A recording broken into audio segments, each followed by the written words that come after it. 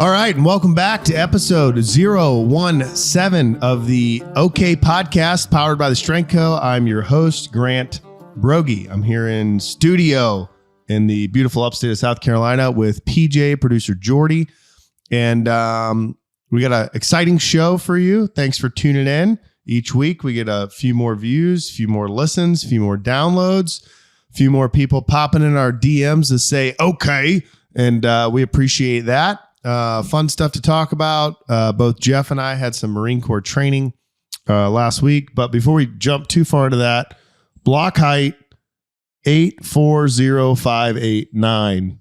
You had a lot of block BTC chat going on, and let me just say right now, if you're not a part of the Strength Co Slack community, you're missing the best show. Amen. You're missing the show.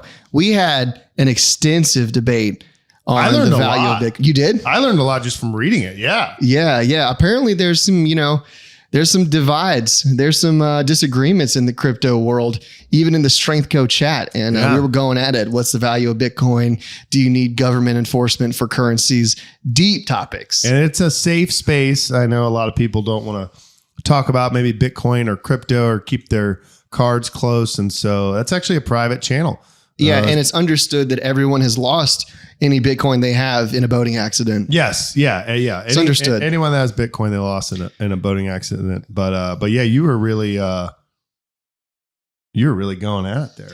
Dude, I was like, I was seeing him respond and say a few things and chirping at me. And I'm like, all right, he sent this huge message. I'm like, all right, I cracked my knuckles. I rolled up my sleeve. I highlighted and copy pasted his different points into a new message and was trying to debate him. But the thing is, people, if you're listening, you missed the whole thing. You missed the whole education. That's right. I will say it's been kind of cool doing my job because I'm the video guy. But it's like I've got an education through so many things, like a financial education, a crypto education, a fitness, strength training education. It's kind of cool as a nerd. I'm a nerd deep down. So great job. It's great fun. Job. Yeah. No, so that was cool. The halving happened last Friday. Yep. When is expected? When is expected? Did it go as expected? Like, was it? Yeah, it worked. Everything. All right. Yeah, it halved. It's in half. It's in half. Well, we'll give you the price of Bitcoin when this thing flashes, unless Jordy's got it up on the screen there. I don't. I actively try to avoid looking at it. I never look at it. I just look at it. 69697. Okay. So it's still 666. Oh, it is. Yeah. So we got to fix that by the end of the show. But if it doesn't fix it by the end of the show, it'll probably be fixed by Friday when you get to listen to it. That's right. So I want to talk a little bit today before we get the guys on here about what's the best way to put this? The importance of training in order to keep things from hurting. And I'll give you a little example. I often tell people, if your back hurts, if your knees hurt, if your shoulders hurt, when you get into the gym and you start moving around, things start to feel better. And of course, you still have daily aches and pains. Everyone does as you get older. That's a normal deal, but it's better if you lift consistently. And not to pat myself on the back, but I lift consistently. I don't really miss lifting ever. And so I never have these things kind of creep up and bother me. With that said, I had Marine Corps drill this past weekend.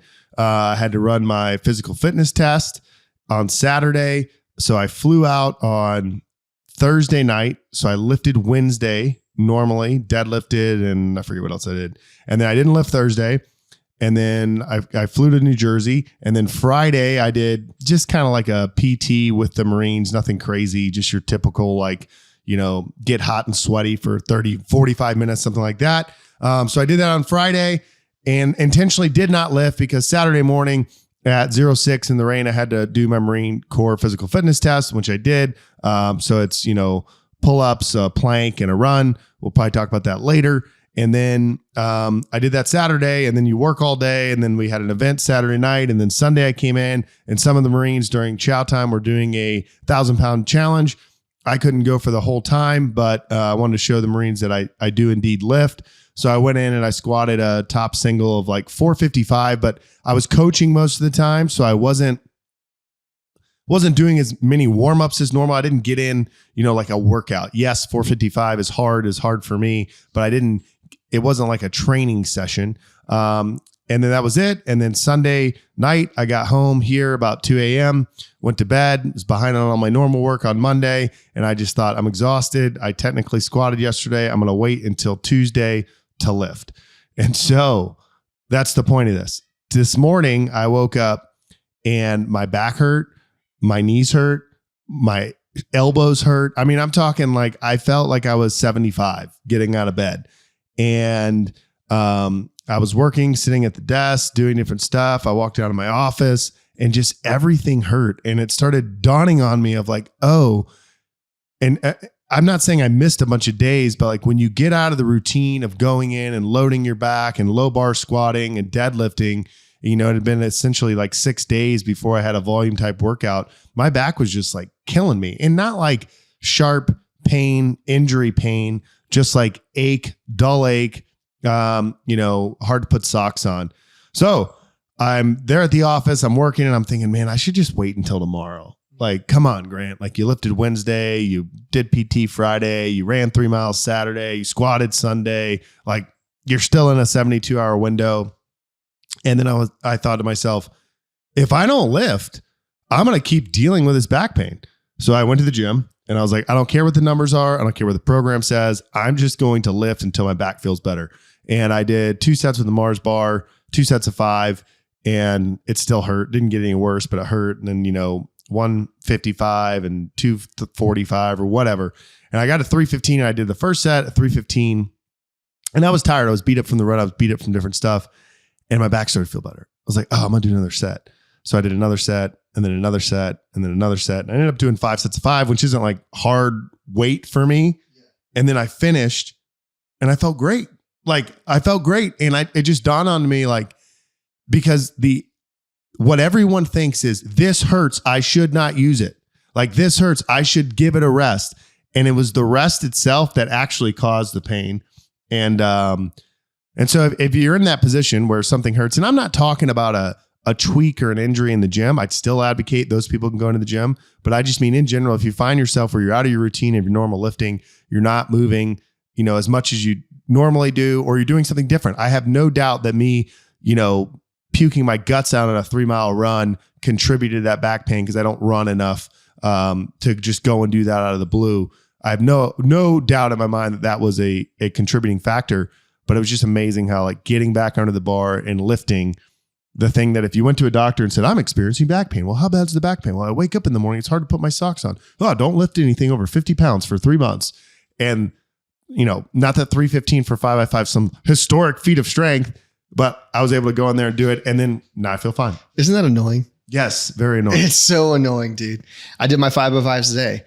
Yeah. You know, I discovered something today, and I was listening. I won't go into this too much, but I was listening to some Ed Cohn podcasts. Yeah. Nice. GOAT, right? The GOAT, greatest of all time powerlifter. Yeah. He's amazing. But I was like just skimming some podcasts and heard him on, and I was like, oh, this guy's interesting. I was listening to him, and he was talking about how much he focuses on his setup and his bracing.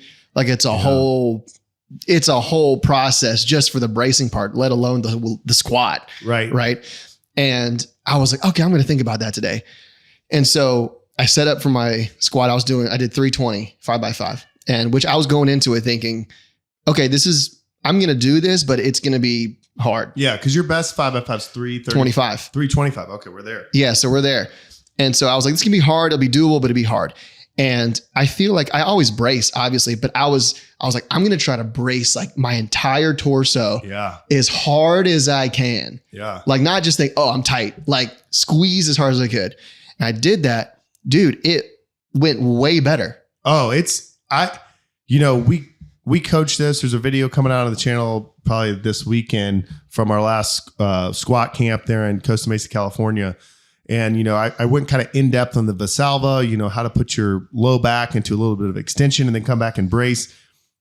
And you can teach it. You can say everything right. You can look at a person and they're doing it, but it's not until like it gets heavy and it's hard and they really have to focus. Mm-hmm. But when you figure out actually how to, you can call it setting your lumbar, you can call it bracing, you can call it Valsalva. But when you figure out how to get really tight. Yeah. I mean, today, so I went up to, I'm just going to pretend the Mars bar is not 65 pounds because it makes the math hard. But I went up to 275 for a set of 5 as like a final warm up. I didn't put my belt on. And then when I went into the first one, which I guess would have been 335, I was like, I'm going to make the leather on this belt like pop. Like I'm going to hear it like move. And it's not from pushing your belly out. It's from getting as much air as possible and just really, really overemphasizing the brace. And that was when the first set, like my back pain went away. Dude. It was like loading the low back with weight. I was like, oh, yeah, now I feel good. So I feel like it just clicked. Like, because like obviously I've braced, of course, but I was like, oh, maybe this is bracing. Maybe I didn't even know what bracing was. Yeah, and I don't think until it's like heavy or you're paranoid, it doesn't matter. It doesn't really matter, right? I mean, it matters. Like you don't want your low back like moving all around, but it's got to be some kind of. If you're 50% braced, you're you're braced, right? You're good. Yeah, it's good enough. But I braced so hard. Maybe I shouldn't do it this hard, but I braced so hard that at least because it was new, that was almost more uncomfortable than the squats. Than the movement itself. Yeah. But I could show a video. I took a video of it. Like the speed of it was way faster than I thought. That's good. 350 next week, 5x5. Literally. I mean, 320, the way I expected it to go, it felt like it was like, I don't know, 300. That's good. Yeah. That's good. Well, anyway, so there's your hot lifting from Grant's super advanced, awesome training take of the week. And Jordy experienced the same thing, but I'm feeling good. Don't worry. My back's fine. Don't call my doctor. Don't call your insurance provider. If you do want to call someone, call our friends at BW Tax LLC. Tax season's over. What a great time to start prepping for next year and getting things in order so you're not scrambling next year once January hits and you have a plan. Figure out how to max out your IRA, how to hide your crypto from the government. I mean, I'm kidding. I know you lost in a boating accident, but oops, the guys over at BW Tax will do it. All right, let's get these guys on here. Episode 017 of the OK podcast. Wait, I did that wrong. Episode 017 of the Okay podcast powered by the Strength Co. We are missing our dear friend, Mr. Trace Gottlich tonight. Had some stuff going on, so he couldn't make it, but don't worry. That's why Jeff's the slide guy. He's the staff officer that runs this thing. And, it's the Marine Corps. Next man up. Can't make it, Trey. Boom. Shot in the head. We'll get the XO. And I got the XO right here. And, hey, XO. Hey, XO. You might not call you XO. So he's here. But we'll miss Trey. But don't worry. He's still a part of the show. There wasn't a falling out. There's no drama. Nope. He just couldn't make it today. But what's up, Jeff? Not much. Just kind of a little Marine Corps training. Yeah. Oof.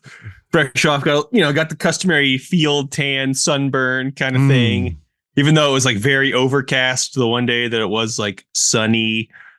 The next morning woke up and I was like, did I get sunburn? Like, oh man, classic. How is this possible? That UV. Classic. Would you say that you had that old Marine Corps spirit? I was pretty motivated. It was a good field up. It was motivating. Yeah. Even though it rained on us all day Saturday. Should we just dive into Marine Corps training now, or it's a good segue. Yeah, we're already here. Yeah, we're already here. Yeah. So you want to talk about like sleeping in the field, going to the field, it rained and you trained, and then I'll tell you about like running a PFT in your mid 30s and so good. But you go first. Did you turn your phone off 30 minutes before and read philosophy before you went to bed, and did your red light and your yes, exactly. Yeah. Oh, he's got so much high quality sleep. That was the theme of the weekend. Andrew Huberman's proud. Yeah, it started with a Holiday Inn Express, just temperature roller coaster with the thermostat. Yeah, and then followed up that with a night of sleeping in the office, which is always great. And then followed that up with a night of sleeping in the field. So it was literally just a progressive like step down of sleep quality. So it was super fun. I definitely was not feeling it for like the next 3 days. Yeah, that sounds rough. So you went out to the field for 2 nights or one? So it ended up only being one. We kind of got all the stuff done that we wanted to on Saturday. And I think we would have had half the battery dropped to the IRR if we had stayed out that second night after getting rained on all day. And the plan was kind of like wrap up like end of day Saturday, and then just kind of stage vehicles and then roll out the next morning early. And so if we had just like staged vehicles and then everyone had like tried to go to sleep just like soaking wet and cold, people would have probably upset. Just like deserted. Yeah. Well, and I think it's for those that are listening that haven't served in the service, I'll say Marine Corps, but like a lot of people, when they hear you go out to the field, you know, I remember in California, people used to say you'd meet someone who's like, oh, I can't, I'm going to the field. They're like, what are you, a farmer? And I'm like, no, it's just the term you use to go out and conduct training.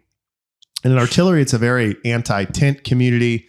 You shoot, you move, communicate. You know, you set up this elaborate thing to shoot artillery, but then the idea is that you can like leave very quickly. Oh, okay. So you want like a very small footprint on the ground. So most people think like, oh, like you sleep in the barracks in the field, right? And there's showers and this and that. And there's definitely not any of that. You just sleep on the ground. I mean, you can bring a cot, but you know, there's no showers. There's baby wipes, and it's funny. And it's like, you know, Jeff and I, a bunch of crusty major reservists complaining. Like when you're active, you go out and you'll do that for like 20 days. I'm not even talking deployment. I'm just talking about like training. You'll go to 29 Palms for 21 days to run an ITX, and like you don't shower for 21 days. Yeah. You sleep on the ground.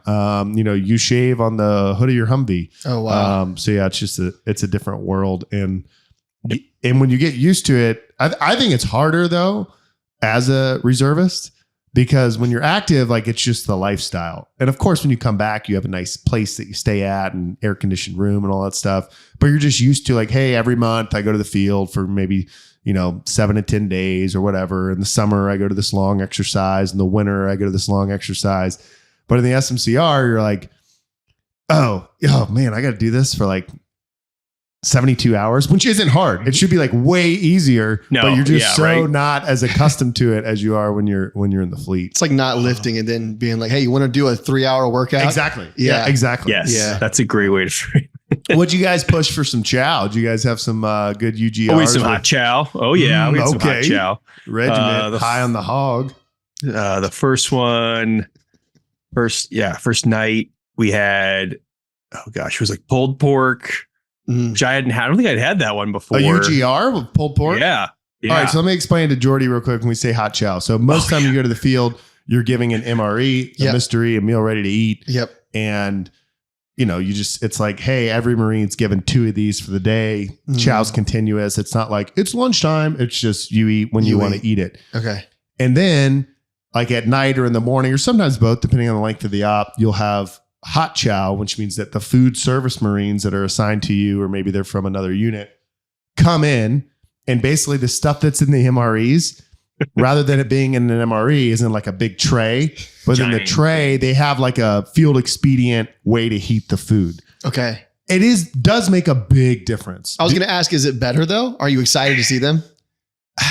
I think it's better. Yeah. I think it is better. Yeah. It definitely peps people up a little bit. Like it's different than MRE, because the thing with MREs is like they're not that bad, but you've had them all like 500 times, so you're just like, oh, not this thing again. So there's just a little bit of variety. What's the best MRE? My top pick, I think, it's a classic Chili Mac. It's one where so there's like a technique where you just take the big brown bag it comes in, you kind of fold it down, and it becomes kind of like a bowl.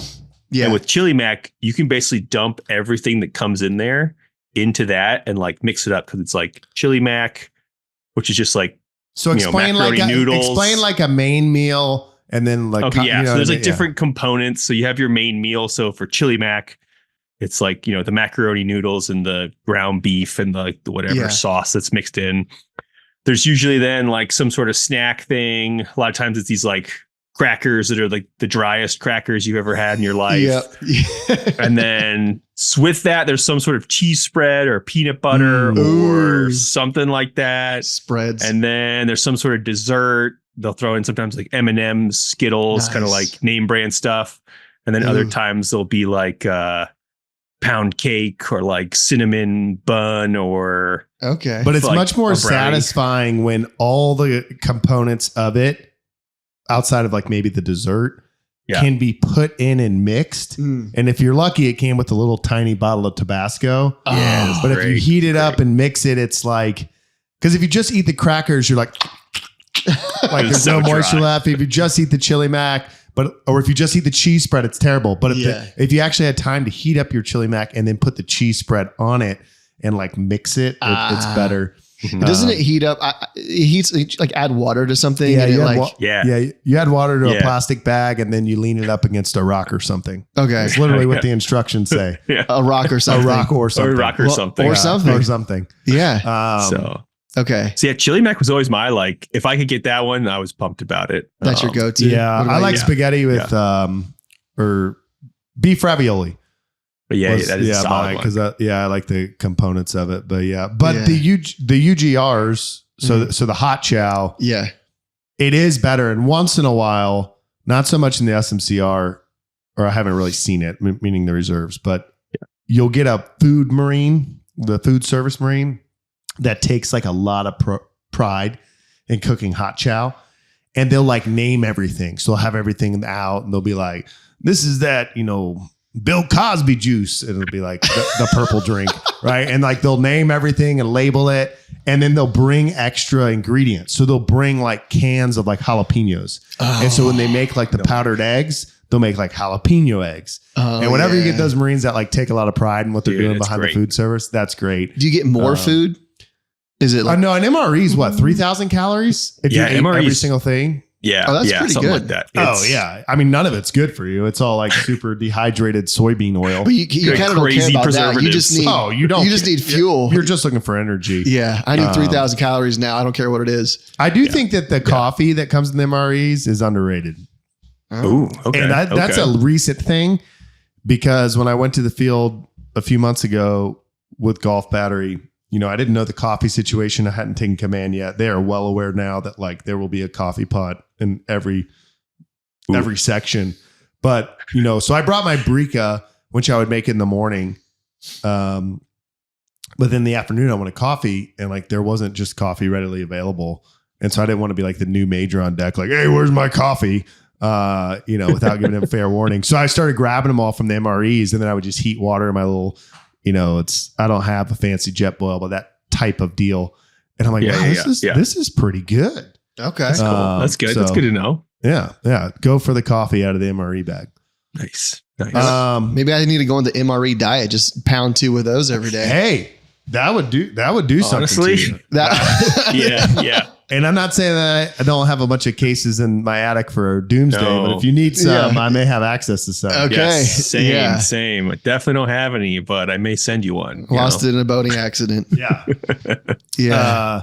So UGRs, I feel like for the most part, they're pretty well received. What's it stand for? Unit ration or something? Ration, unit group ration or something. So, but it's not the exact same thing as an MRE, but it's like basically the same thing, but just in larger quantity. Okay. A sophisticated MRE. Yeah, exactly. And then they always have hot sauce, but the hot sauce is the Tabasco hotter than hot sauce.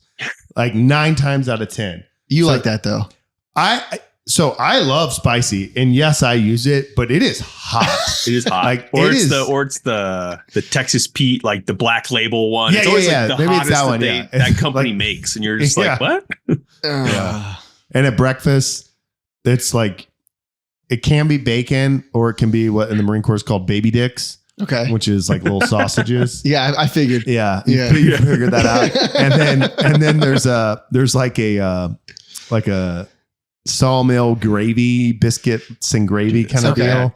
Yes. And Staff Sergeant Starr, shout out old school Tango, would always say, "Hey, give me some of them there explosives." And I'm like, why are they explosives? Oh, sir, you just eat them. You'll see. You'll know real quick. Explode.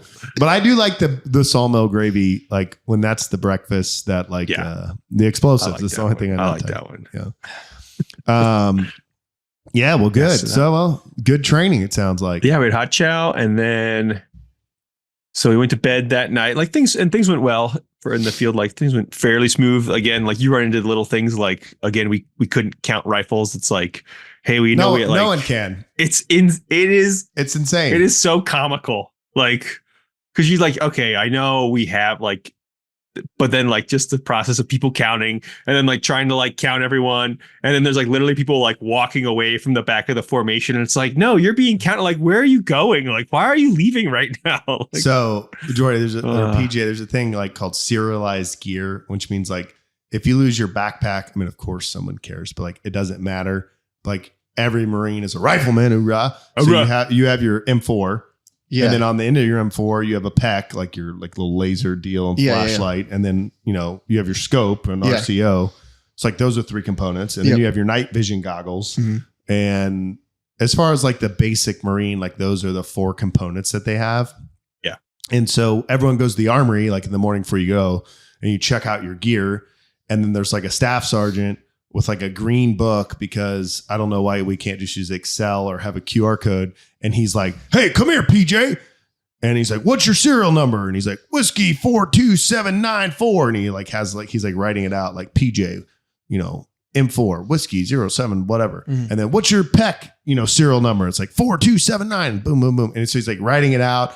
And then he like totals at the bottom. He's like, all right, we got 87 M4s. And so then like you'll have all the Marines in formation. Like every time you move, you like check to make sure you have all your gear. And so they'll be like, everyone lift your M4s in the air, count off. So like everyone like lifts their M4s, like they're like Taliban or something. They're like 1, 2, 3, 4. There's different methods of doing this. And like you're looking as the officer, like at the staff sergeant's number, like, okay, we're going to stop at 87.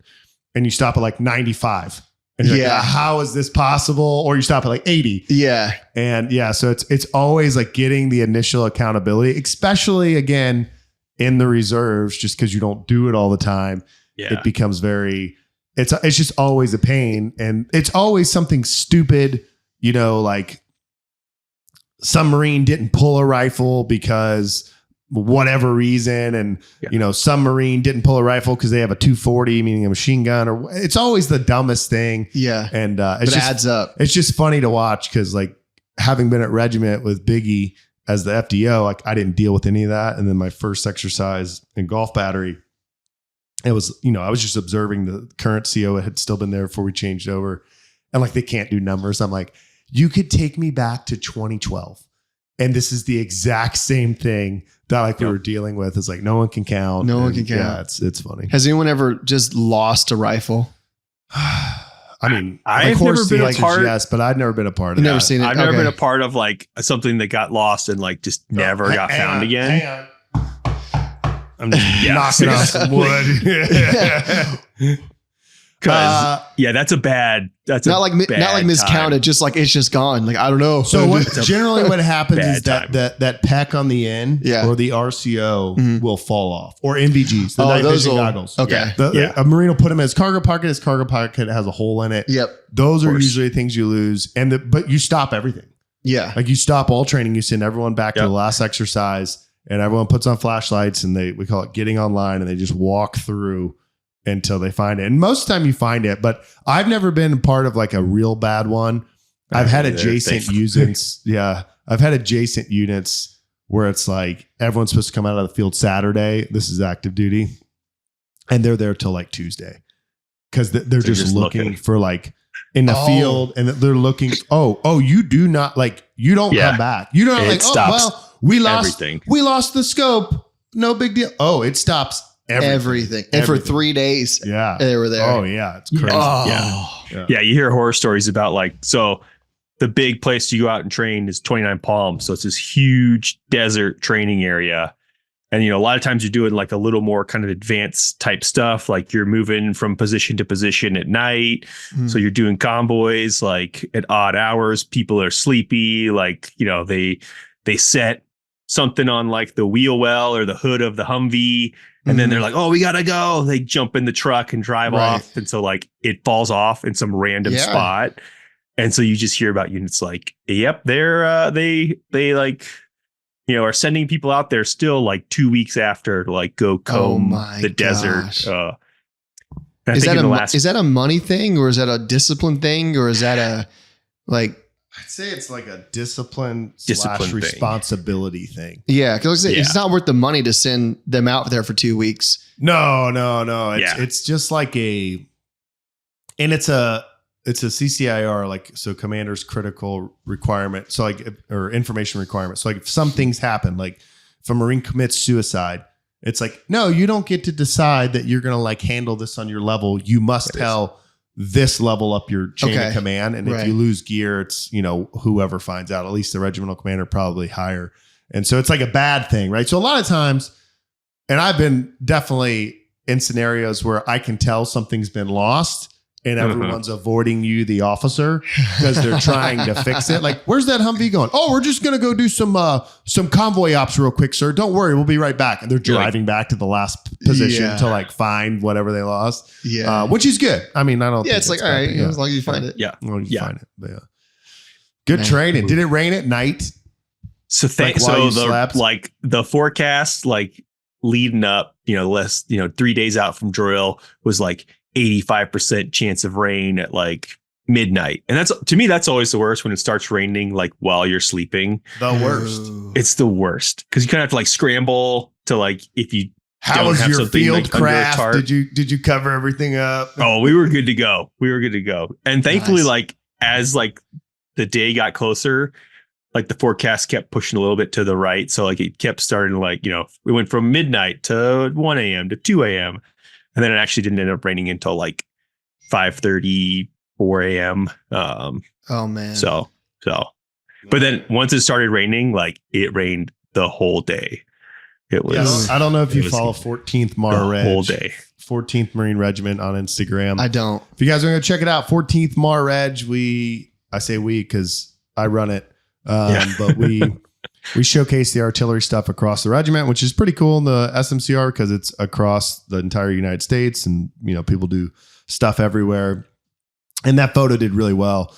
I can't remember if you sent it or I forgot who sent it. Someone sent it to from headquarters, and it was just the Fire Direction Center Marines, just in puddles of mud. Dude. And I think it did well because photos do bad on Instagram these days. Like you can take the nicest photo of a Strenko plate that's like awesome and aesthetically perfect and post it. And with 30,000 followers, no one likes it. It's easy to do. But I think that did well because everyone that looked at it was like, oh, I've been there. Like, because everyone that follows or the majority is, you know, Marines or vets. And they're like, oh, now I follow. Yeah, that sucks. I know that feeling. But, yeah. So that was like, as we were like, packing up to go. So I think that like Marines were like, once you get that word, like, oh, we're coming out of the field early.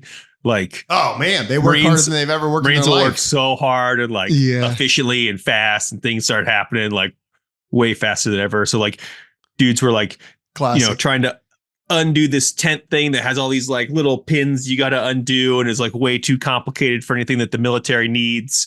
But they're like dudes were like diving into the mud, like reaching under, like grabbing stuff. Whereas like normally that would not happen. And so like they were having a good time. So I was like, oh, I got to get a picture of these guys. Okay. So you've done a lot of training. What for you guys, what was like the hardest training that you guys remember going through? Like either the hardest, like skill wise, like difficulty, or just like the like most miserable.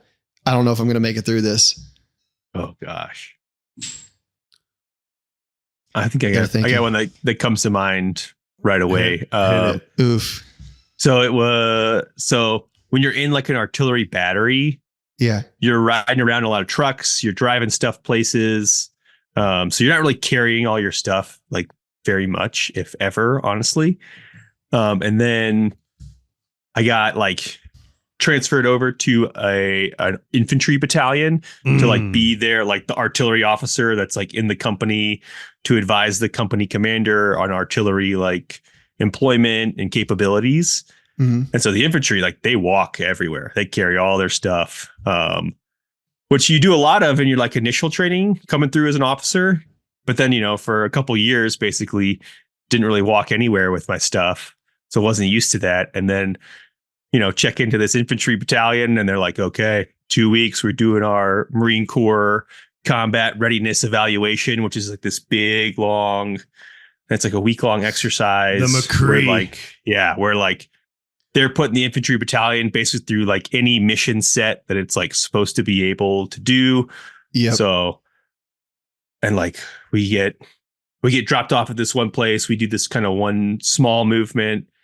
And then like, we get the order like, oh, hey, we're moving from this place down by the coast on Camp Pendleton to like this place like way far inland. And Camp Pendleton has some gnarly hills, like mountains. Mountains. Yeah. I mean, they to be honest, like they're mountains. Yeah, they are steep, and so Yeah. you're carrying a ton of stuff. And It was like it 70 seemed pounds, you think? 100 pounds? Easily 70 pounds. Yeah. Easily 70. Yeah. I mean, think about it. And- Like if you were going somewhere for 5 days, it's like everything that you want. Do you want your coffee pot? How important is coffee? Because that's like 3 more pounds. So like what, like everything is weight. It's like, well, I have to have water. I have to have food. Like That's a tough decision. Yeah. Especially if it's cold Yeah. and you need to pack warming layers. Oh man. So it Water just seemed like too, we walked like all night, just up and down these like fire breaks across Camp Pendleton, and just like, it seemed like it went on forever. And I was hurting. I was hurting so bad because I was just like, oh, I hadn't done this in, a year and a half or something like that. And so I remember, like, there were a few times. You also have like the stress of I'm the artillery guy attachment and I'm an officer. So like I can't look like a weenie. Right. Because like I'm representing, artillerymen, and I'm not like, there's always a little bit of like when you're cold, when everything's miserable, like you want to like look to the leader and be like, oh, well, like they set the tone. that guy seems fine. Right. And like when you are that guy, even like, it doesn't matter what level it is, right? It doesn't have to be a general. It might be a lieutenant, second lieutenant. You might be over 30 guys, but like you have to be like, when they look at you, be like, oh, well, and He's fine. Because if you're not fine, it's so the benefit of you being fine and not looking like, we all know what word I want to use, but if you're looking like that, that's terrible. Yeah. If they look at you and they're like, oh, Second Lieutenant Biggie's fine, He's chilling. There's really not that much benefit except that they didn't think the worst thing ever about you. Yes. So Yeah. I don't know. That was But it'll go downhill quick if you look miserable. Oh yeah. I think for me it was a steel night in 2013. It was our MRE evaluation before we went to Afghanistan, and it was just stupid cold, and it was just like, I mean, you can't escape it because it's not like, so it'll be cold, right? It gets cold in Utah, and you walk out of your front door, Jeff, and like you go to your car and you're like, oh, like I should have put a coat on. I'm cold. Then you're in your car and like you're cold for like 2 seconds. Or maybe 3 minutes in your old Jeep, and it takes a little while for the heat to go, and then you're fine. And you get out and it's like, oh, snow in my face. Oh, I'm so cold. I'm so cold. I'm so cold. I'm so cold. And then you walk into your work and like, oh, like I'm warm again. Yeah. And like when you out of the field, it's like whatever the environment is, you were in that environment the whole time and it never stops. And so this was just, it was just cold. And I just remember trying to sleep. I was actually trying to sleep next to First Sergeant Bimbo. And, and I remember the next morning, like my zippers were frozen because it had like rained and like I couldn't get out of my sleeping bag. And yeah, it was just, it was miserable, but, the duration kills you. Yeah. Well, they're just nonstop. So then like you get in your bag and you're not supposed to get in your bag with like all your warming layers on. Cause like you need to let your feet breathe, and the bag's actually usually designed to be better if you're like in just green on green, rather than like have all your stuff. But then like if you leave all your stuff outside of your bag, then when you get out of your bag and you go to put on, it'll be frozen. That's the worst. So you like, so you get in the initial bag and then you have like a waterproof sack over the initial bag. So then you put all your clothing in between the bag that you're in and your outside bag. That way it has body heat when you get up. But like getting in at night is a pain. Like you need to like wipe your butt with a baby wipe and like clean your toes, but you don't want to because you're taking your clothes off, you're freezing cold. And then you get in, you finally like are trying to sleep, and then it's like super cold, so you sleep terrible. And then it's like reveille. And it's time to get up, and you're like going for your zipper, and your zipper's frozen. Then as soon as you open it, like cold air hits you in the face, and then you're like trying to find like your cami bottoms, and you're like, would it have been better to just let them out and like be frozen? And then you have to like, it's that like getting out of the sack and like getting changed. It's like the worst part of the day. You're just exposed. Yeah, and if it's raining, it's worse. Yeah, that moment miserable. When you go to unzip the sleeping bag and it's cold, and you're just like, what am I doing? I volunteered to be here. Yeah. And you're like, this sleeping bag sucks. It hasn't kept me warm. And then as soon as you crack that zipper, you're like, whoa, it's kept me way warmer than it is out there. Doing something. Well, before we turn PJ into a Marine, I'll just close out with the PFT And we do get a lot of good Marine comments and people saying that they enjoy the Marine stuff. But so I had a PFT, physical fitness test. It's a pull-up event, pull-up or chin-up, 23 for my age bracket's the max. And then there's a plank, which is pretty strictly monitored, actually. So, your forearms are on the deck, your hands can't be clasped, your feet are on there, and you have to go 3 minutes, 45 seconds. And then it's a 3-mile run. And so before we talk about like the conduct of it, it's just amazing. I don't know how many I've done. I've done a bunch. I've never, ever not run like a decent first class, at a minimum. But every day before the PFT, you're like worried that you're going to fail. Like you think like I'm going to fail, like I'm going to do terrible. And so even me, I'm like sleeping at the Hilton Garden Inn the night before, and I'm waking up like every hour. Like I'm late to the PFT. Every time. I'm late to the PFT. I'm gonna be late to the PFT. And then I get up way too early. I get changed and I go to drive to base. I walk out and it's just pouring rain. And I'm like, of course. Oh, no. Of course it is. And then you just have this like anxiety. You go in, you have to like poop constantly. It's like, oh, like, should I go to the bathroom quick? And it's like, it's not that like, if I was here in Greenville, I'd be like, oh, I need to go out for a run. I'll run 3 miles. Oh, look, there's pull-up bars. I'll stop and do some pull-ups. I'll do some planks after. I mean, that's how I train for the PFT. And it's like zero stress. But like when it's the event, you're like, oh, man. Dude. And so I felt all that. And then, I was messaging Jeff. He was, I was messaging him about the field. And he's like, oh, you got your PFT? I'm like, yeah, I would do well. And then like, I do like completely fine. Like, I won't say awesome. I ran a 24-minute 3-mile, which like is not great. But in terms of the Marines, my battery, I was like definitely top third, and then you finish it. And so it's like all this stuff, it starts at 6 a.m. It's raining while we're doing chin-ups. And then, I get 20 and then it's plank time and I get 3:45. I run, do whatever. And it's like 6:40 in the morning.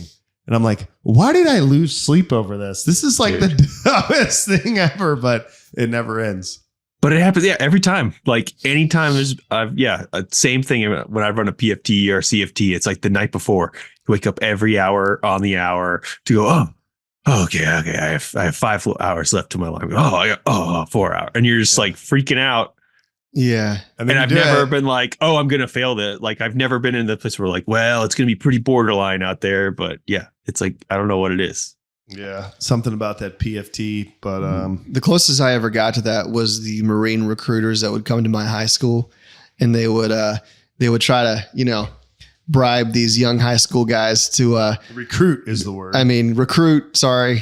These young high school guys, and say, hey, if you do a bunch of pull-ups and you meet our standard or whatever, we'll give you a nice t-shirt. Yeah. It was a nice t-shirt. And I just saw the t-shirt and I was like, that's nice. And so I remember just it was like 75 push-ups was one of the challenge. Okay. And they had to be good, Decent. And you had to do 20 pull-ups. Yeah. 20 pull-ups. That was always the standard.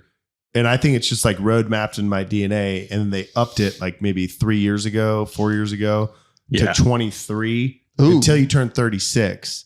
And then it becomes 20. So I'm 35. I'll be 36 this year. So like I did 20. Yeah. But I lost like 12 points because, I didn't. Just wait a year. You'll be good. Wait, is that right? No, something like that. No, that's right. Yeah. Yeah. Oh, so PFT. Did you get a t-shirt? I got the t-shirt. You still have it? No. Was it navy and on red letters said like United States Marines? Yeah, it was one of those like athletic t-shirts with like the tech material. I can picture it. Yeah. On the back, did it say pain is weakness leaving the body? No, it was pretty plain. Just had the Marines little logo there. Yeah. They almost got me, but yeah.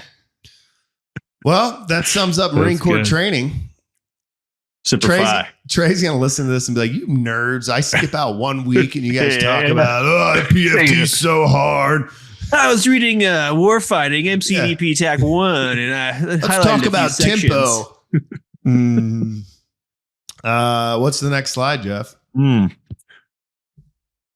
could hop into some sports talk if you want. I did headline that I saw right before hopping on here, and this will tie into some of our other women's sports talk. But Caitlyn Clark is on the verge of signing a $28 million sponsorship deal with Nike.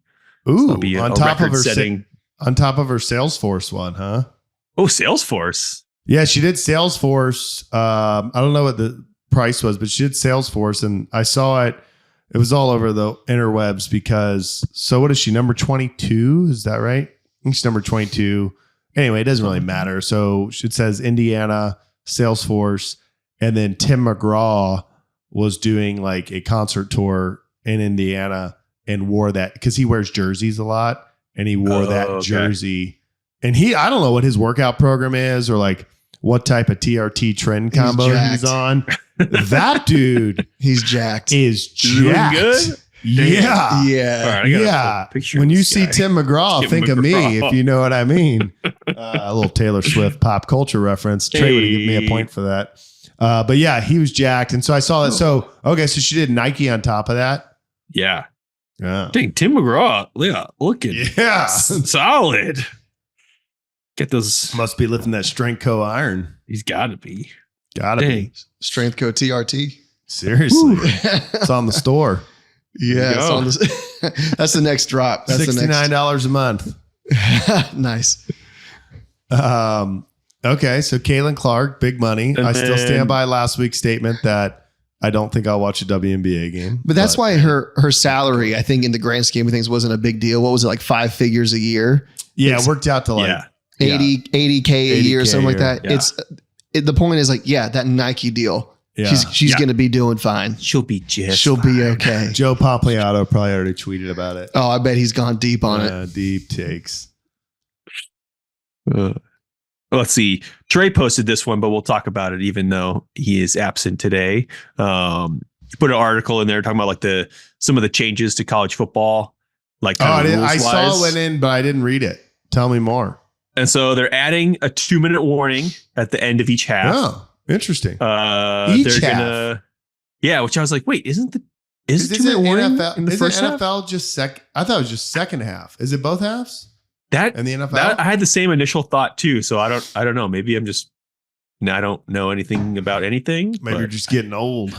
Maybe you get that ginkgo biloba supplement to help out with memory. Helmet communication. So like the NFL kind of like, helmet comms, and then tablets on the sideline. So do they not have that now? I was surprised about the tablets one. I guess it had been all like still pictures and like, you see like the printouts that they used to have like in the NFL. What? But now like each team is allotted like 18 tablets that they can like rewatch video clips on and stuff like that. So like when tablets were banned. Well, when you look at the sidelines, like someone will be holding like a poster board. It looks like 5th grade art class. Not that I ever went to school, but it'll be like a picture of a mountain, like a grizzly bear, a fish, and like the sun's shining, and they'll be like, grizzly was, whatever, sunshine. And then the people are like, oh, this combination for this play or whatever. Yeah. So now they're digitizing it. Thanks, Jim Harbaugh. Thanks, Jim. Sign stealing. I think that Finally. I can't believe that wasn't a rule already. Can't have an iPad. Yeah, I get like that. That surprised me too. I was like, just seems like way to go. But what is the point of the 2-minute warning? Like, what is, I wonder where that like originates from. It's just the timeout, right? Yeah. Well, the ads, right? When do people log in? End of games, if it's close, right? I was going to say, this is a money decision. I bet. Well, I just mean that's a big part. But in terms of like playing the sport strategy, it's just a free timeout, right? Right. Yeah. But I wonder how it originated. Like, why did we need to warn people that there are 2 minutes left? Warn them. Let them know. Warning. Like, I don't know. Maybe it was like before, like there were like big clocks everywhere and people couldn't really know how much time was left in the game. So they were like, hey, you got 2 minutes. They're like, oh, shit. Oh, dang. It's almost over. Yeah. Let's talk about Pat McAfee, Bill Belichick. Okay. What are your thoughts? Okay. Well, Jordan will like this. I've never liked Pat McAfee, and I don't really know why. He's an Indiana boy, but I've just never like I tune in. He's like standing up, which is always kind of weird. And then he's like, stand up. Yeah, that is odd. I know, but it's just always like, I'm like, why is he standing up? And then he's like always in a tank top. And I've just never really rubs you the wrong way. Yeah, I don't know why though, because he shouldn't. Like he has Aaron Rodgers on, who I wanted to run for president or vice president. So and then who's the other guy in his show? Is it AJ Hawk? Hawk. Yeah.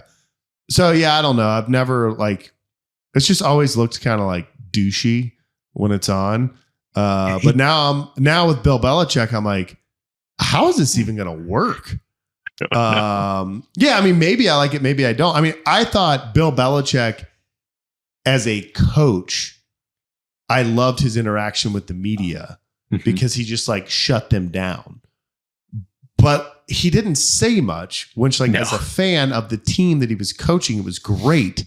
But as a sports commentator, I'm like, what's he going to say? I don't know what's going to happen to you.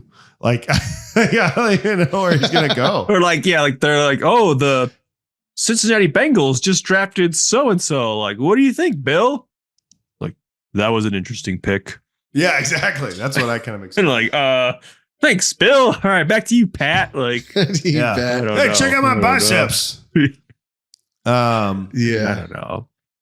Yeah, I've just watched clips of that show. And I feel like Pat McAfee, he's kind of got a douchey vibe to him, but he also does kind of get into that, he was in the NFL, so he kind of gets some insights, and he relates to when the players are on. I feel like he gets them to say stuff that no one else would. I think I'm minority. I think I'm minority and wrong. I don't know why he rubs me wrong. But I do think I am not correct on this because yes, he does get players to open up. It's just interesting because he's way younger than I thought. How old do you think he is? 40. Yeah, I thought he was 45. I think he's 37. Oh wow. Yeah, he was younger than I thought. Dang. Do you think he's focused? Do you think is it that he's trying to focus a lot more on entertainment than actual commentary, or is it It may be. I mean, but I'm not I got really into Colin Cowherd 2009 to 2012. And outside of that, I've never been yes, I'll leave a Gamecock game we lost. I turn on the Gamecock radio network and I listen to the guys talk about how we lost. But I've never been every day from 12 to 3, I listen to this thing. So I don't know that. I guess what I'm saying is I have an opinion of, is it McAfee or McAfee? McAfee. I think McAfee. I don't know that I have an opinion he does this differently and I like it or dislike it because I've never really listened to it that way. I always just watch Sports Center at night. I'm okay, I know what's going on now. Yeah. The Bruins lost. I saw. Yeah, we watched the end of that game. That was a bummer. Yeah, that was what they've been doing all season. Third period, let points and can't score. But 1-1 against the Maple Leafs. Did the Dallas Stars win? They played after. I forgot who won that game. I don't know. I saw that there were a couple goals in the first period, but I didn't see how it ended up. Yeah. That's my bedtime. Playoff hockey. Yeah, after the Bruins game, I was all right, I'm done. What else you got there, Hefe? I mean, I think these will kind of loop back into marine drill stuff, but could be independent of that. If you want to talk about the New Jersey Turnpike, I have no experience with it. Oh, sounds like maybe you've got some opinion. Yeah, and this is a warning for Jordy because his fiance lives there. So okay. So what's interesting about Jersey, South Jersey? So let's just talk about New Jersey in general. Well, you remember Herbert, right? Yep. Yeah. So Herbert is Jersey City, Jersey. And what's interesting is if you ask someone, they'll say, well, the southern part identifies with Philly and the northern part identifies with New York. But I don't think that that's true from my limited 2 visits because Herbert Jersey hates New York. We're not New York. We're New Jersey. But then he also hates South Jersey. Anyway, the Jersey culture is interesting. I like it. I like South Jersey. Philly, I go there. I'm progressive city, not a fan. You go 30 minutes north into South Jersey and you're wow, there's Confederate flags, MAGA hats, and farms everywhere. This is weird. And then there's this, hey, forget about it, mentality. So anyway, I'm still learning that. It's interesting, like all the Marines, because in the reserves, like all the Marines are from that. Like, so Jeff drills with a bunch of Texans. Yeah. When I was in California, I drilled with a bunch of Texans via Mexico. Like it's like very culturally relevant to most of the Marines live within like 50 to 75 miles. So now it's like, it's a bunch of Jersey spirit, which is fun. But anyway, I was leaving drill. I've always like taken the back roads and like gone through the farmland to get to the base. And Fort Dix is gigantic. So like if you put in, hey, Philly Airport, I'm leaving Fort Dix, it'll say 1 hour and 3 minutes. And the first 20 is like getting off a base. And so I wanted to like try a burger. I hadn't eaten all day. I'd run my PFT. It was good for the year. So I look up like best burgers in Philly. And like I find one that's like on the way perfectly to the airport. But I'm going to take the turnpike. So I leave drill. I call my wife. I'm on the phone with her. And I always use Google Maps when I'm there, only because like the base, the HTC address, like if you take Apple Maps, like takes you to the wrong gate. So for some reason, when I go there, I use Google Maps, but I'm leaving like a normal person. So I put on Apple Maps as I usually do. And I get to the point where I'm going to like get on the turnpike. And it's like, there's like 6 different lanes. Trucks go over here. Buses go over here. South's going this way. North's going that way. And I'm on the phone, which I shouldn't have been. And I'm like, oh, okay, I got to follow this line. So like I get on and it's like 38 minutes to my burger and I'm starving. It's like 1800. I'm starving. And as soon as like it figures out which line I hopped on, it's like 1 hour and 8 minutes. And I'm like, you've got to be kidding me. And then like there's no U-turn. No. You hit the thing, you grab the ticket, and it's like 15 miles this direction. You can't exit. You can't turn around. You're trapped. And so then I exit, I pay the troll toll, and then you can't just like, oh, you want to go the other way? Now turn around. No, you have to get on like this other interstate. We have to like go through these 3 town roads, get on this other interstate, go down 4 miles this way, and then re-enter again. And I was just like, I'm not even mad about the troll toll cost. Yeah. Like if you make a mistake on the turnpike, it's over. And luckily my flight wasn't until like 9:30 or 45 p.m. So I wasn't even, I was still going to be able to get my burger. The only reason the time matters is because I was starving. Yeah. But it was a 35-minute wrong turn. Yeah. And so don't take or if you do, just know. Like I've heard stories about this from the fiance. Yeah. She has warned me to avoid that or be smart about it. But well, the turnpike's nice. There's no traffic. You can drive really fast. It's not just that it's complicated. Like it's tricky if you screw it up. Yes. If you screw it up, if you're a woman trying to get on the turnpike, like it's over. Yeah, it's over. That makes sense. It's over. Well, she's been real big on there's a North Jersey and a South Jersey. And if you even whisper the phrase Central Jersey, like you have a whole situation on your hands, a bad situation. I think that's correct, actually. And here's the take is that yes, you could point to the center of the map geographically on New Jersey and be like, there's a center, right? But he's like, but culturally, there's kind of 2 cultures split into one inside of New Jersey. And even though that the North Jersey people say, no, we're from Jersey, we're not New York. I think my guess, probably better if I just called her, but my guess is if you ask them opinions on like their worldviews and their values and what they think about things, they'd probably line up a lot with a New Yorker. And if you ask the South Jersey people, it's like they agree with like rural Kentucky. I don't know, something. Oh, you're trying to make this political, PJ. Yeah, I see what you're doing here. You brought up Confederate flags and Trump signs first. I said MAGA hats. Or MAGA hats. No, I wasn't trying to be political, but it's fun. I didn't know this about New Jersey. When I heard that my fiance was from New Jersey, I pictured like suburb New York City. Yeah, that's all I ever thought. But South Jersey has blown my mind. Yeah, it's different. Because it's country. It's country. It's rednecks. Yeah.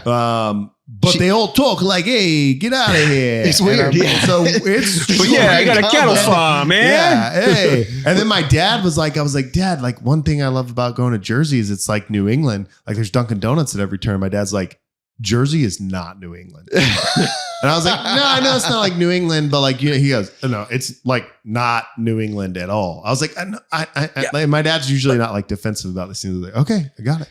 Jersey's not New England. When I told my my rural Southern family that I was dating a girl from Jersey, they're like, "What?" And I was like, "No, it's from South Jersey." They're like, "Oh, okay." Yeah, they didn't know. They didn't know. They just I didn't know. supporting you.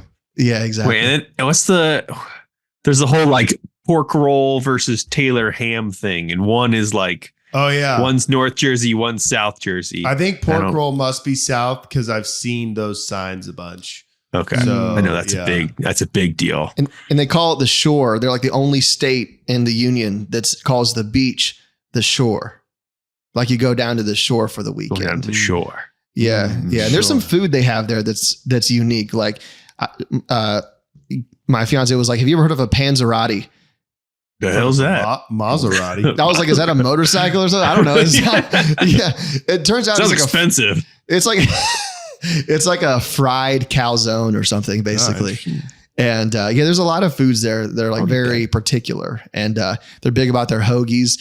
And but the most entertaining thing to me is the Delco accent that's you get outside of Philly. It's like, yo, dude, can I get some hoagies? Like it's like this weird, unique accent that sounds ridiculous, but it's fun. Look it up. Delco. Is that similar to like I'm from Baltimore. Like I feel like Baltimore also has like they have a weird that. one. Yeah. Baltimore, Maryland. Baltimore. Yeah, it's a weird one, but there's nothing like a Philly accent. That thing is its own beast. Do we have a Trey's lifting amateur question?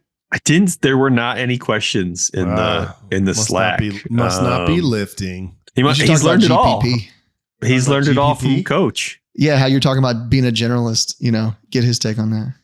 I tweeted something which PJ's alluding to where I ran, I did my PFT, which I don't think was that amazing. 20 pull-ups, 3 minutes, 45 plank, 24-minute 3 mile. And the next day the Marines were doing a 1,000-pound club. Like some of them were doing it. It was like maybe like 10 Marines. So I went in there. I couldn't stay for the whole thing. So I went in there while they were squatting. I was kind of like coaching the squat. I squatted 455, which of course, like all the Marines are, whoa. And they're like, sir, how do you like keep all your mobility? And I'm thinking, I'm like the least mobile person in this battery. I was like, what do you mean? They're like, well, we saw you did like 20 pull-ups and then you ran pretty fast. And then like you squat heavy. Like, how do you do all that? And so I tweeted like on Saturday, I did this. On Sunday, I squatted 455. And today I just like squatted 315 for whatever. Specialization is for insects. But I was thinking about it. I have no desire to run an 18-minute 3 mile. The Marine Corps in my career will go just fine with me running a sub 8-minute mile. At the same time, they could care less what my deadlift is. But I like the way I look. Which is unfortunate. It's unfortunate, but I like the way I look. I like the way I feel. And I like what I'm able to do if I have a big deadlift. At the same time, I don't want a 600-pound deadlift.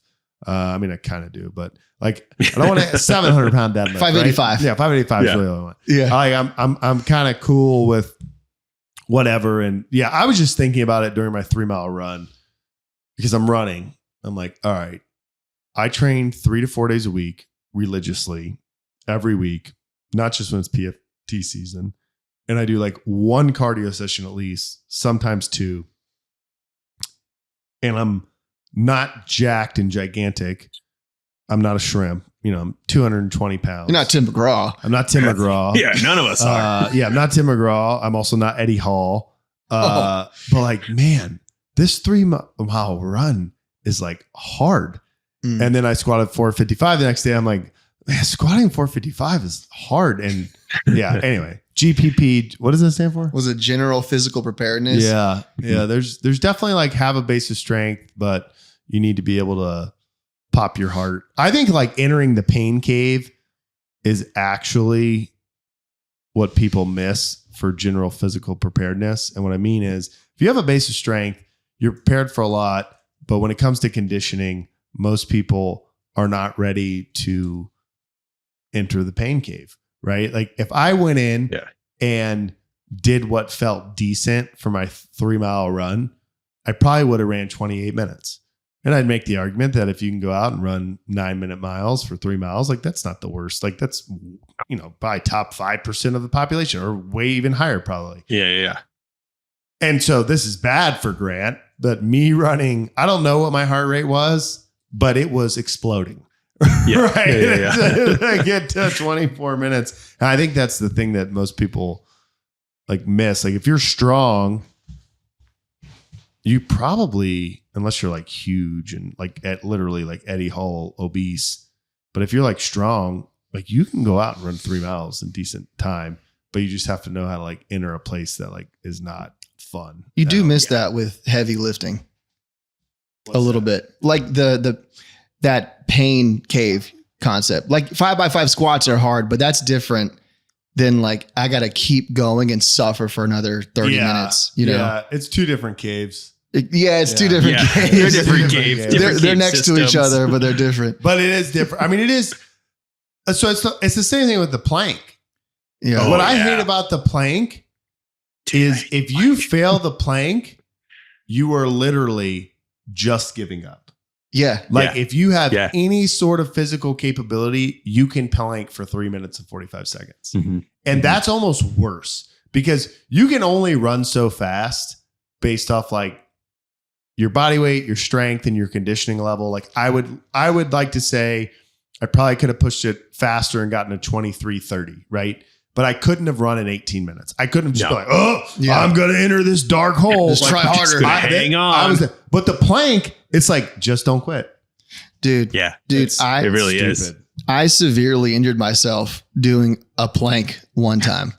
Yeah. Like bad for years. And I think I tore something deep in my abdominal wall. And I'll tell the quick story. I hope my fiance is not listening to this, but I was dating this girl. She was like a fitness trainer or whatever. This is a long time ago. And she was like, hey, come to my workout class. It was an Orange Theory class, right? And there's like a week that was like a challenge week. And so every day they had like a different challenge, whether it was on the row or the running or the lifting or whatever. And I just happened to come in on the plank challenge. And so I walk in there. I'm a young male. I'm probably, how old am I? 20, 21, something like that. Okay. And so I walk in there, and now the first thing I think, which I think you guys would agree with, is, well, I have to win the plank challenge. Obviously. Yep. Like my girlfriend was there. I'm coming to try this class. I'm like, oh, I gotta win this. And so like Grant said, I'm just like, all right, I'm just not gonna quit until I'm gonna disrupt the class to the point where I'm not gonna quit. And so they're playing this music or whatever, and they're just going. And I think it was me and like two other people who were just like holding on, and we were just like staring at each other, just trying to get into each other's soul, Oh, no. And I ended up doing a 9-minute plank. Whoa. 9 I did a 9-minute plank. You definitely damaged something. Yeah. Oh my God. I did a 9-minute plank. And so I don't know how that was sheer willpower. Wait, did you win? I won. Yeah. That's the best part of the story. So I set out to win and I won that thing. Oh my But I probably for 2 or 3 years, especially the first year, I had like, whenever I would do any kind of physical activity, I had like a deep shooting sharp pain in one spot in my abdominal wall, like bad, to the point where it's like every time I tried to lift, which I was an avid lifter, not like a good lifter, but like I would go to the gym like 5 days a week. Yeah. And to the point where I was like, I couldn't do a workout like without severe pain. And it got to the point where I was like, okay, I'm going to try to do one push-up and see if I can make it through this. I did one push-up and I was okay. And I had to build it up from literally a push-up to being able to lift again. And I finally rehabbed it like 2 years later. But the point of the story is I won. Yeah, I believe that you did something because I did the plank. So last week we were in California. So I ran, I think, a total of 7 times between not running and doing the PFT. And one of them was I ran twice when we were in California. I was like, I should train the plank. I'm like, I don't want to train the plank. Like it's the worst. It's the worst to train. Like you, it's the worst. It's boring. I'm like, I'll just wait. Actually, I trained it. So I trained it on the Newport Beach Pier, and I cut my elbow open. Oops. It's just like still scabbed up. But anyway, so I did, I think, 2.5 minutes. Mm-hmm. And outside of that, I didn't prep for it at all. So then I did 345. And the next day, like every time I laughed, oh yeah, I was like, oh man, my abs. Dude, I couldn't move for like 3 days after that. I believe it. I believe it. The best part of the story is though, is that she ended up breaking up with me. That's the funny punchline too. She's like, you're plank, you held it too long. Yeah, I held it too long. Like this guy's a psycho, like an actual psychopath. Feature, not bug. Yeah, exactly. Oh man. Never doing that again though. That was horrible. Do you know the world record for the probably? plank? I 26 minutes. Oh. What do you think it is, Jordy? The world record. No, I know this. I remember when this happened. No, isn't it like an hour? Isn't it like hours? It's like a day. It's something crazy. It's somewhere between what your guess. It's 9 hours, 38 minutes, and 47 seconds. Yeah. Like I remember, it's like a dude did it in like a wife beater or something. Yeah. It came. That's legendary. A few years ago. That's insane. Like, do you go to the bathroom? Like, yeah, what? I guess. I don't know. So wear a diaper. I don't know. He'd make a great Marine. Oh, I'll tell you what. That's right. Promote that man. Hell yeah, brother. Promote above peers. Oh my gosh. What else we got there on the docket? We had energy drinks listed in there. I don't know if that also then ties back into that. Definitely ties into marine training. Yeah, it's definitely. Little Celsius. Did I type that?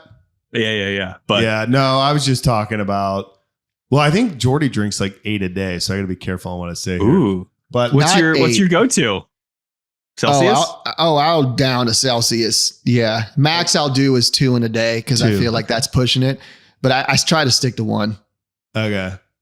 Marines. Did you love Monster?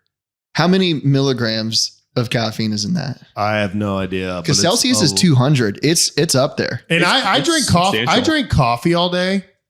It's just amazing to me. Oh, Marines 86. So it's like a cup of coffee. What's the type in Monster BFC? Yeah. I don't even know what that is. We can't say it on this podcast, but it's big something can. Oh, it's double. So 160 for a 16 out can. How much Celsius has more than that? Yeah, Celsius is dangerous. It's 200. It'll get you buzzing. Yeah, it's just amazing. I guess the sugar then also in a Monster, because isn't Celsius like zero sugar? Yeah, it's like, oh, it's fit, it's healthy. Yeah. There's no healthy energy. 160 is serious though. And how many of those Marines drink in a day? I don't know how many they're drinking. It's just amazing to me that they're all walking around with energy drinks. And I probably drink too much coffee, but I always justify it with like, it's water and it's a bean that is grown from the ground that is roasted, and the water is made hot and poured over said ground bean. And like, how bad for you can it be? Is there too much? Can there be too much? I don't think so. The only way there's too much is if you're drinking where it disrupts your sleep. But if I'm not sleeping much because I've been stressed out about the PFT, like I'll just drink coffee all night long. But I just forgot about energy drink culture. And I don't think it's necessarily Marines. I think it's like generational. For sure. That everyone just like houses energy drinks. And I have a feeling about it. I'm like, oh man, come on, devil dog. Like, why are you drinking all these energy drinks? Like just get some coffee. Get some coffee. And they're like, it's a generational thing. Every teenage boy in America right now is having like 3 a day. Like for sure. Yikes. I believe that. Is Monster still even popular? Yeah. Oh yeah. Yeah, it's huge. Oh, yeah. Monster's big. It never left. I like if I am getting like an energy drink, I like Rain. I think the Rain orange dreamsicle one is that's up there. I think that's like 200 milligrams. Or something. Those are pretty. Those are pretty beefy. My go-to is always the Rockstar Orange Zero. Wow, that's a good one. That's what I like. What a take! But now I like the one that has creatine. What? I don't really drink them. Oh, the C4. No, not C4. Oh, what's the brand? I mean, C4 may have it too. Rain does. But, no, it's like does. Bang. Yeah, Bang. I just like the name. Those are harder to find now. I feel like they used to be everywhere, and then I think they got it's like Four Locos. Yeah, I think they got the illegal ones or the new ones. Yeah, the illegal ones. Yeah, I think Bang got like sued for like false advertisement with the super creatine or something like that. It was something, one of the ingredients they were touting. Super creatine. That's what I need. I think like Monster or one of the other energy drinks was like, hey, like that's not actually a thing. And then like, so they got I'm either a Celsius or a Red Bull guy myself. Red Bull's solid. If I do it. Yeah. And one of those little cans is like 80 milligrams. It's like, this isn't even bad. Yeah. Yeah. It's nothing. We got any more topics on there?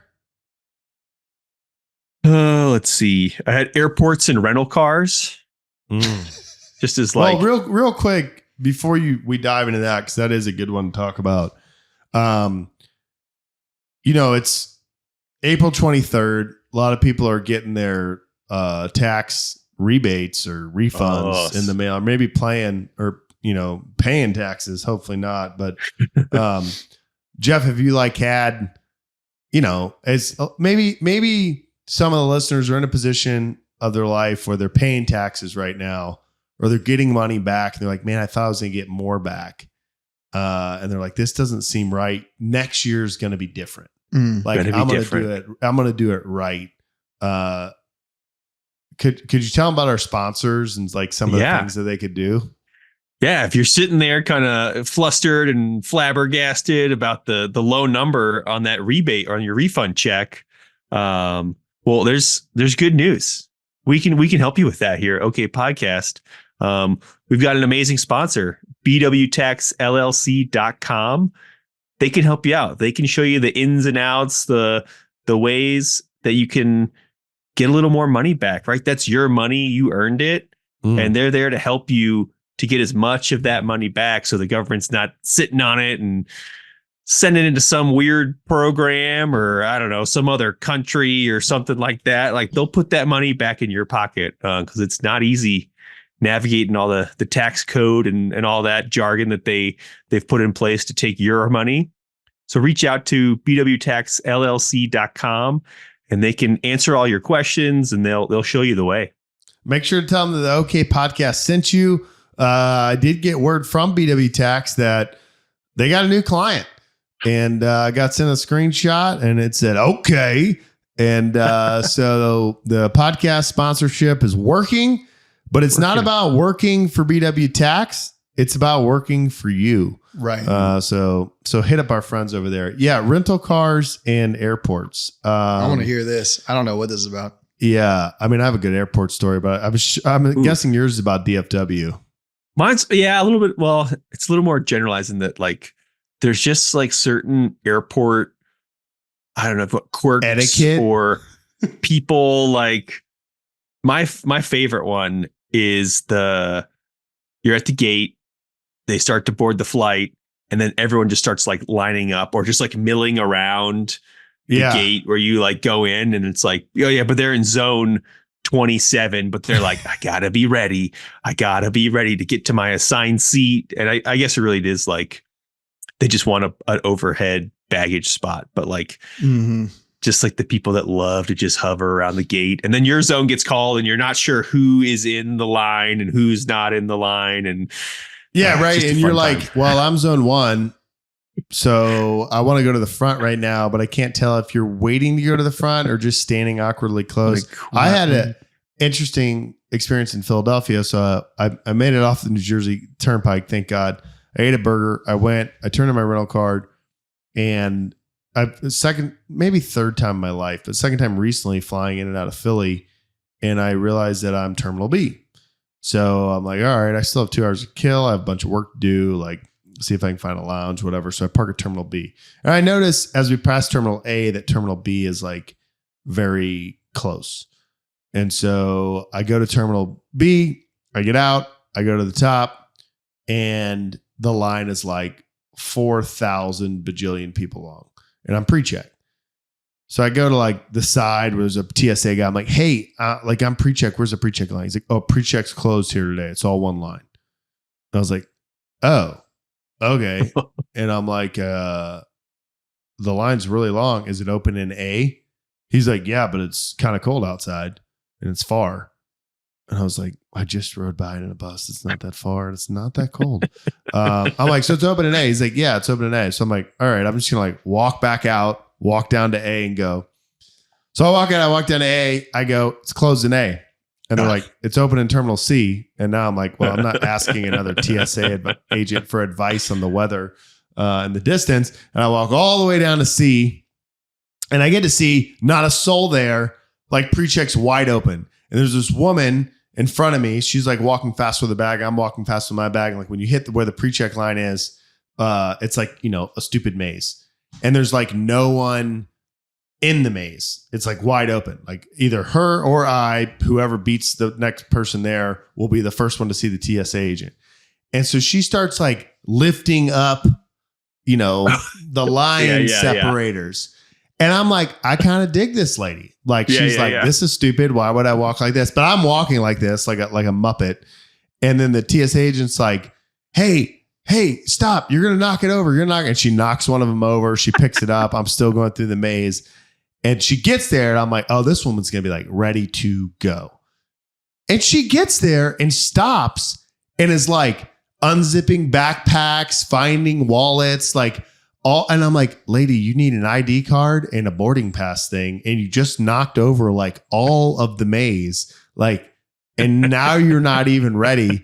And I'm thinking the TSA agent's going to be so pissed. And I'm going to walk up after her and I'm going to say something that's going to be funny. And so finally she gets the stuff and I'm waiting behind her after going through the maze. And the TSA agent's like, feeling about this. The TSA agent's like, where'd you get your necklace? To the lady. And she's like, oh, I got it on Amazon. She's like, oh, really? What is it? And they start talking about it. I'm like, oh, are you kidding me? Like you just bulldozed through the whole line, couldn't find your ID. I'm waiting now. I need to walk back down to Terminal A. But yeah, airport people are the worst. They're the worst people. Yeah, Philly Airport in particular. I've had only bad experiences there. I mean, I like Philly Airport much better than DFW. DFW. Well, maybe. Yeah, that's funny. Yeah. Coming back to Utah, getting the pre-check line, and like I feel like Dallas Fort Worth is like the only place where I've seen like the pre-check line be very long and like sometimes even slower than the regular line. How is that possible? I don't know. But so I get in this line and it's like moving decently fast. And then like as I kind of get closer to where the TSA like agent is, there were probably like 7 to 8 different people that got turned back because they weren't pre-check. And it's like you have to walk through basically what's essentially like a little like archway that one person can walk through. There's a bunch of signs that are like, this is TSA pre-check. And it's like 7 to 8 people got like turned around and were like, wait, I thought like, can't you just let me through? And they're like, no, you're not pre-check. And like, they then try to like convince them and they're like, yeah, so it was a good time. DFW. Love DFW. We got any topics left? Yeah. Then the only thing on rental cars was like, oh, right. Get a Amex Platinum, like for the insurance, the insurance, and then the like automatic, like front top of the line tier, Hertz, like rental car status. So I like can book the lowest priced Hertz rental car. And then you go to the President's Circle like lot and it's all really nice cars. So do you Hertz every time? Yeah. I probably need shout out Tom Brady. Shout out Tom Brady Hertz. Yeah. I've always done Enterprise because they'll pick you up. Yeah, they'll pick you up. And there's always like a fresh 22-year-old college grad. Oh, hey, Mr. Broggi, how's it going? I just graduated Texas Tech or whatever. But I was thinking about switching off of Enterprise because I always did them because I did them. There's a time when I rented a bunch of cars for the Marine Corps. Oh, yeah. But like under my name.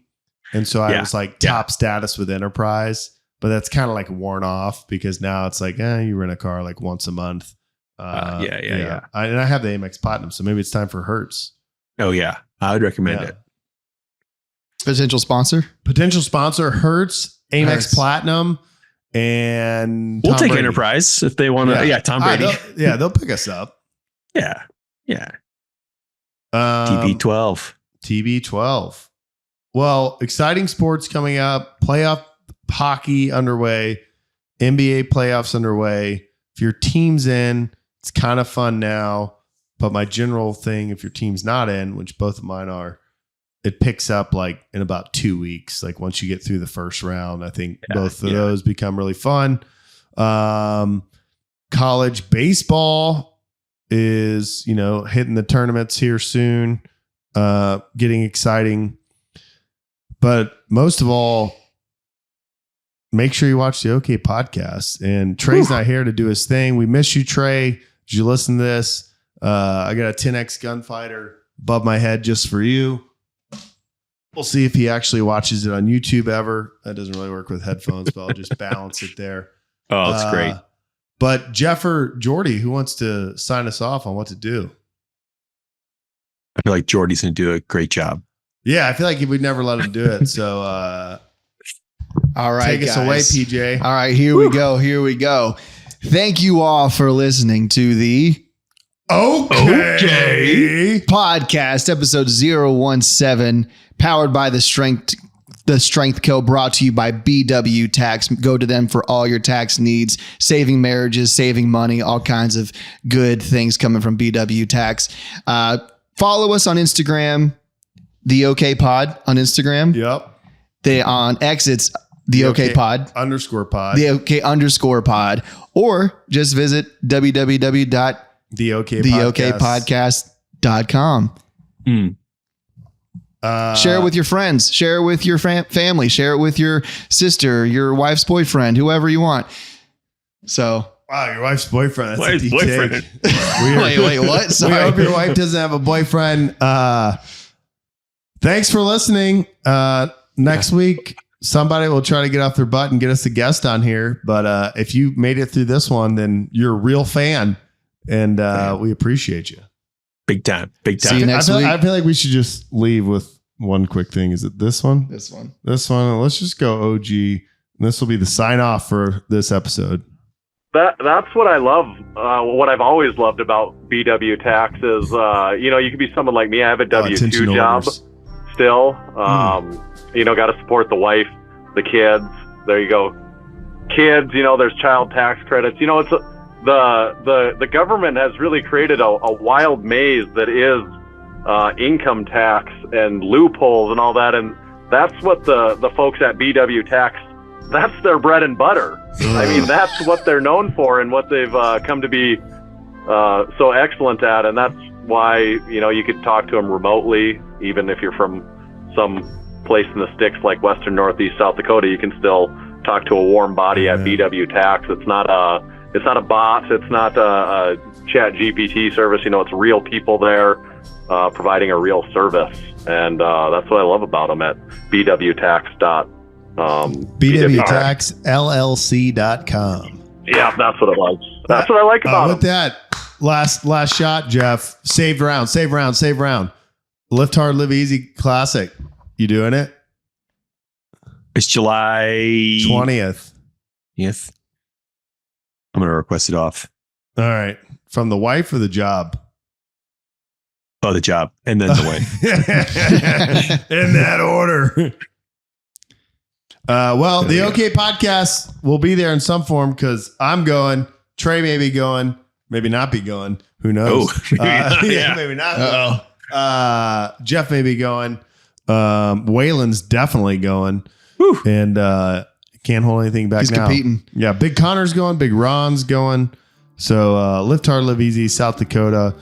And hopefully we'll see you there. Thanks for listening to episode 017, the price of Bitcoin. Well, I don't know because we're on the block height, 840-595. Did we get off the 666 by the end of the episode like I promised?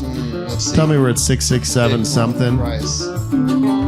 Nope, we're still there. We're still 666, but say your prayers tonight, and Jesus take the wheel. We'll see you next time.